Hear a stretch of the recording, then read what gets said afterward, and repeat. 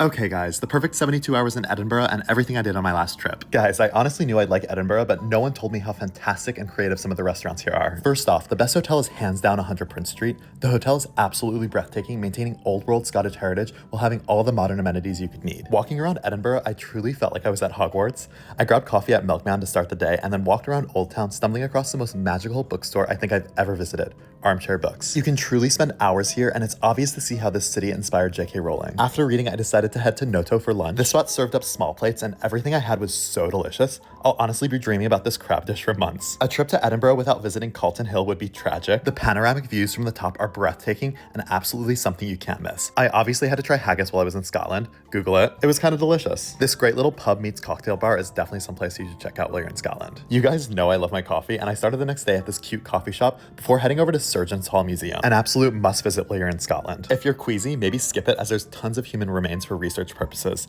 I found it fascinating though. For lunch, I did the tasting menu at Eleanor. This spot was probably my favorite meal in Edinburgh. I had oysters with fermented grapes and mint, these incredible bites, the best English muffin with burnt onion butter, this cod dish with buttermilk, a pistachio and caviar dish, and obviously dessert, because no meal's complete without dessert. Edinburgh really does bookstores well, because this one was so huge and had the perfect little reading nook. Even if you're not staying at 100 Prince Street, make sure you at least have afternoon tea. Visiting the iconic Gleneagles Townhouse for drinks is also a must. It's probably the most beautiful restaurant in Edinburgh. And before you leave Scotland, heading to Panda & Sons, number 30 on the world's 50 best bar list, is absolutely necessary. And that's it, the perfect trip to Edinburgh.